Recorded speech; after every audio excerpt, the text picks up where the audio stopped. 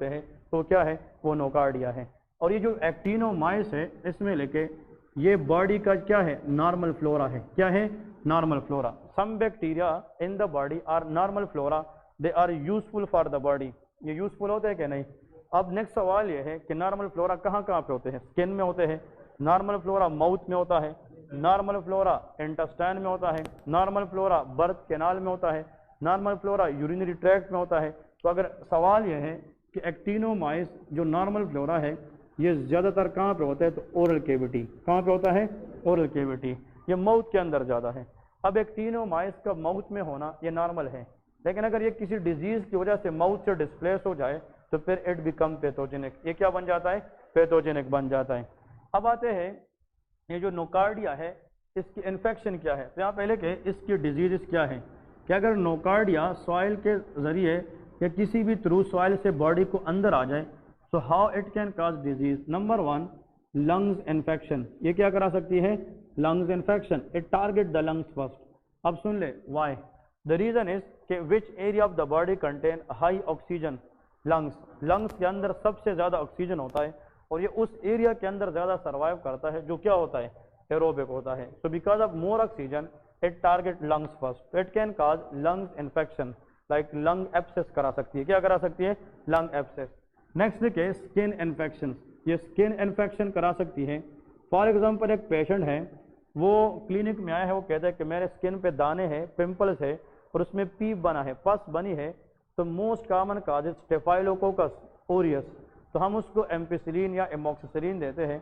7 दिन 8 दिन खाने के बाद भी अगर पेशेंट ठीक ना हो जाए तो स्किन इन्फेक्शन जो पस होती है उसका एक रीज़न कौन सा इन्फेक्शन होता है, नोकार्डिया। फिर इसकी अलग ट्रीटमेंट होती है। और आखिर में लेके ब्रेन इन्फेक्शन। ये क्या करा सकती है, ब्रेन। तो ब्रेन एब्सेस करा सकती है। मेनिंजाइटिस का नाम सुना है, मेनिंजाइटिस करा सकती है, एनसेफेलाइटिस करा सकती है। इसका मतलब 3 areas. Number 1 skin infection, lungs infection and brain infection. These all are mainly caused by which bacteria, nocardia. लेकिन शर्त यह है कि इन इम्यूनो कॉम्प्रोमाइज्ड पेशेंट, जिस पेशेंट की पहले से इम्यूनिटी क्या हो, शाबाश, वीक हो, वेरी गुड, उस पेशेंट में ये इन्फेक्शन कराती है। नॉर्मल लोगों में ये इन्फेक्शन नहीं करा सकती क्योंकि our immune system strong enough that it will fight against nocardia. लेकिन जिस बंदे की इम्यूनिटी पहले से कमज़ोर हो उसके ऊपर इन्फेक्शन के ज़्यादातर काजेस कौन होती है, नोकार्डिया। अब आप लोग कहोगे कि इसका एग्जाम में क्वेश्चन आता है कैसे। फॉर एग्जाम्पल एग्जामिनर बताएगा पेशेंट किस चीज़ का है, AIDS, acquired immunodeficiency syndrome. तो एड्स या HIV पेशेंट इम्यूनो कॉम्पिटेंट है कि कॉम्प्रोमाइज है, कॉम्प्रोमाइज है। एड्स पेशेंट में अगर स्किन इन्फेक्शन हो जाए और वो एमॉक्सिल एम्पिसिलिन पे 8-10 दिन तक ठीक ना हो जाए तो नेक्स्ट सोच आप क्या सोच सकते हैं, नोकार्डिया। एड्स पेशेंट में लंग्स इन्फेक्शन की मोस्ट कॉमन काज क्या होता है, नोकार्डिया। या एड्स के साथ साथ कैंसर पेशेंट, कौन सा, कैंसर पेशेंट। तो इसका मतलब यह है कि जो लोग सॉइल के साथ ज़्यादा कॉन्टैक्ट में आते हैं वो पहले से एड्स के मरीज़ हो या कैंसर के मरीज़ हो, उनमें लंग्स, स्किन और ब्रेन इन्फेक्शन ये ज़्यादातर नोकार्डिया की वजह से होता है।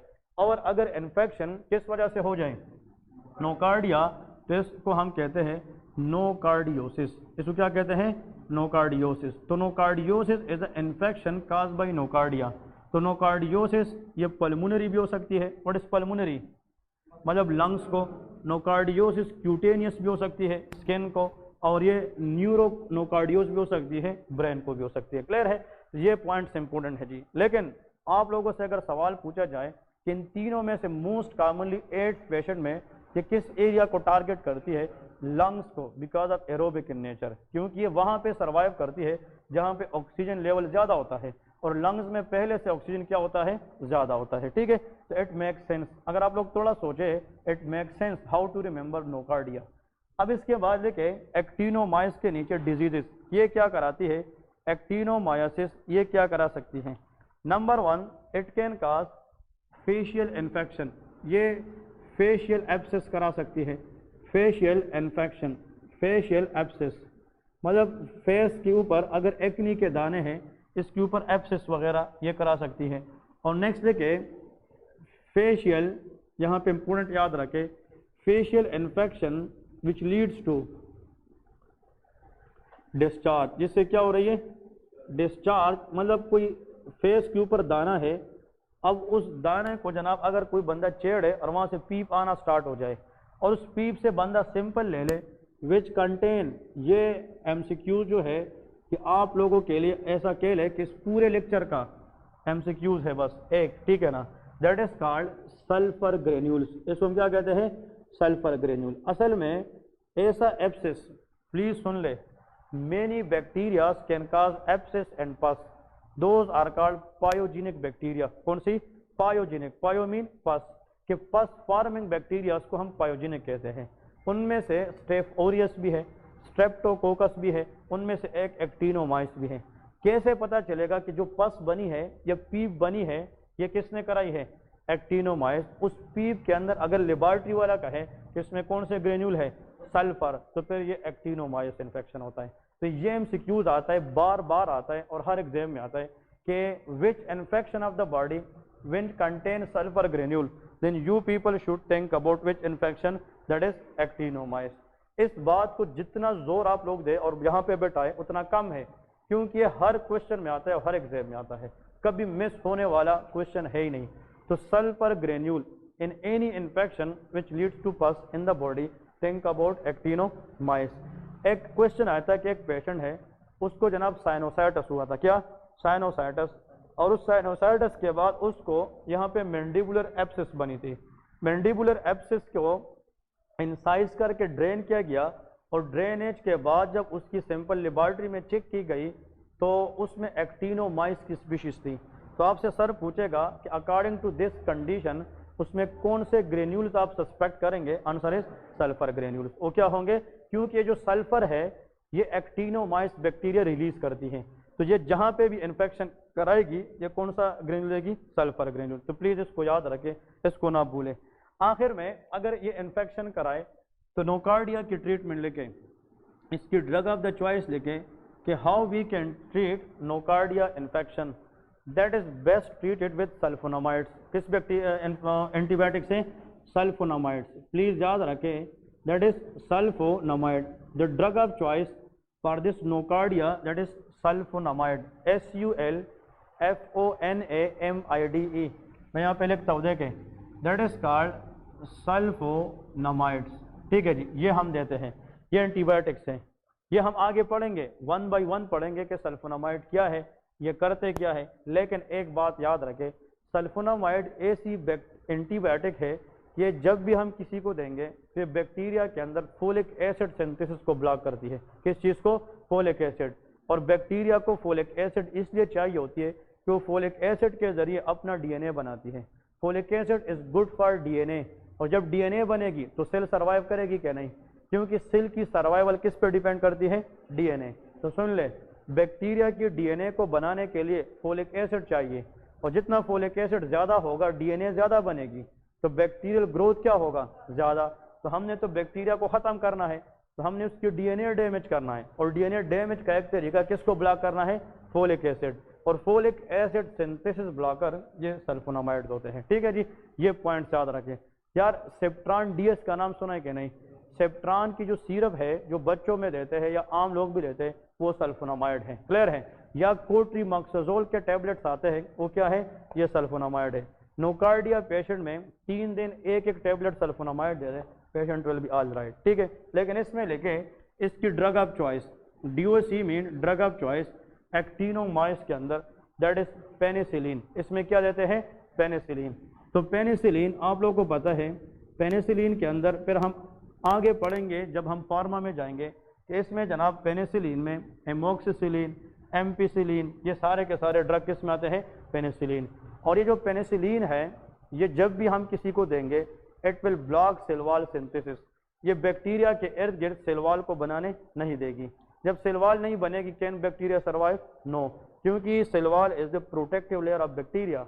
अगर हम उसको ब्लॉक करेंगे तो बैक्टीरिया सर्वाइव नहीं करेगी। तो आखिर में लेके नीचे लेके नोट में, मतलब इस टेबल के नीचे दोनों में कॉमन लेके नोट में स्नैप क्या याद रखना है, स्नैप याद रखना है। This is the word to remember, word snap.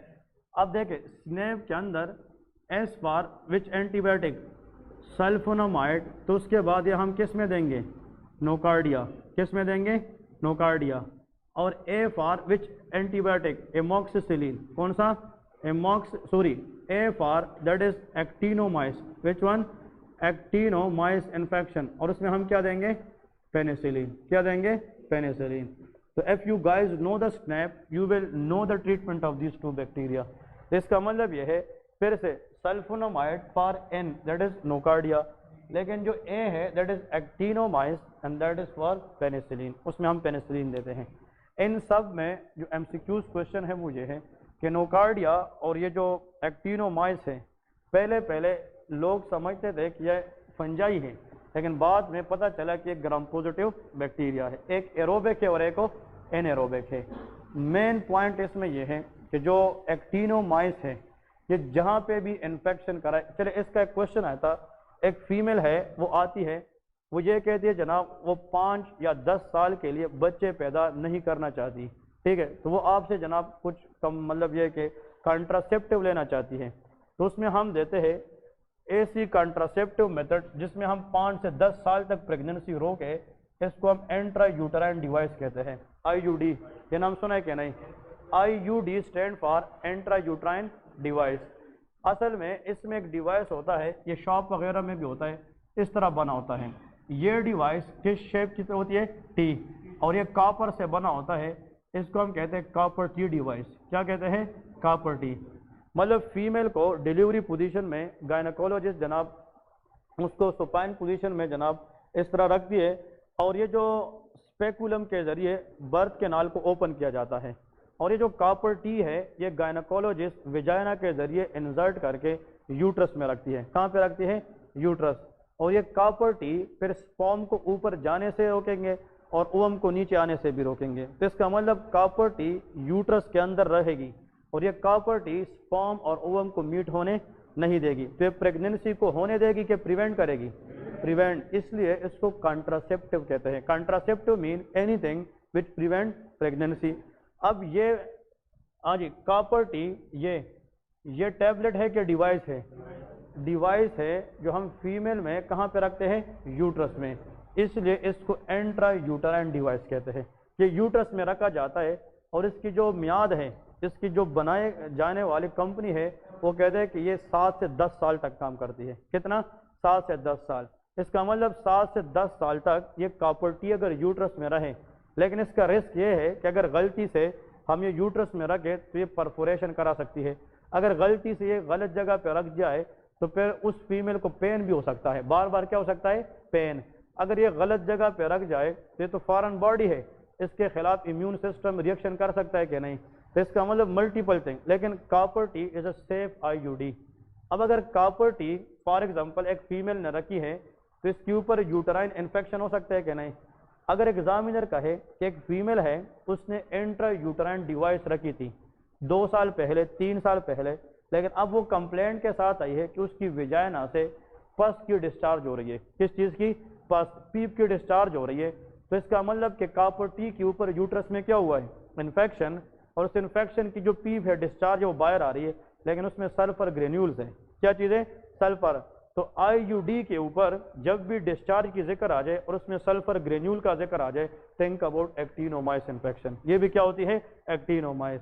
So the most common cause of infection after copper tea, yeah, the most common cause of infection on IUD, think about actinomyces। लेकिन एक्टिनोमाइस के लिए शर्त यह है, चाहे उसमें डिस्चार्ज ओरल कैविटी से हो, चाहे डिस्चार्ज मैंडिबुलर एरिया से हो, चाहे विजाइना से हो, कोई भी पार्ट ऑफ द बॉडी हो, उसमें ग्रेन्यूल्स क्या होना चाहिए, सल्फर ग्रेन्यूल होना चाहिए। क्लियर है। इस तरह ये क्वेश्चन भी आते हैं कि IUD के बाद डिस्चार्ज, थिंक अबाउट एक्टिनोमाइस। अब नेक्स्ट है, ये समझ गए कि नहीं। नेक्स्ट टॉपिक की तरफ जाएंगे and that is called leprosy. Heading दे दे कि what is meant by leprosy.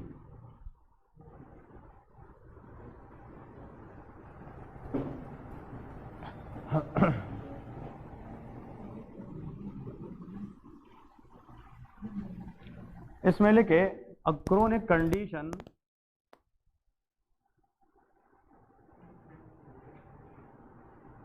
which is caused by हाँ जी Mycobacterium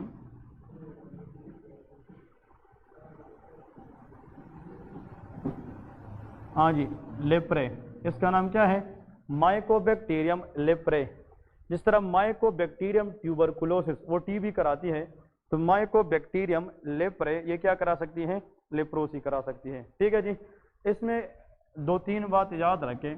number 1, it is acid fast bacteria. कौन सी है? अगर इसको हम स्ट्रेन करें और फिर अल्कोहल से वॉश करें फिर भी इससे कलर नहीं जाती, तो क्या है? एसिड फास्ट है। Number 2, it love to survive या it survive in cool temperature. जब टेम्परेचर कूल होता है ये हीट के अंदर सर्वाइव नहीं करती, ये कूल टेम्परेचर में ज़्यादा सर्वाइव करती है।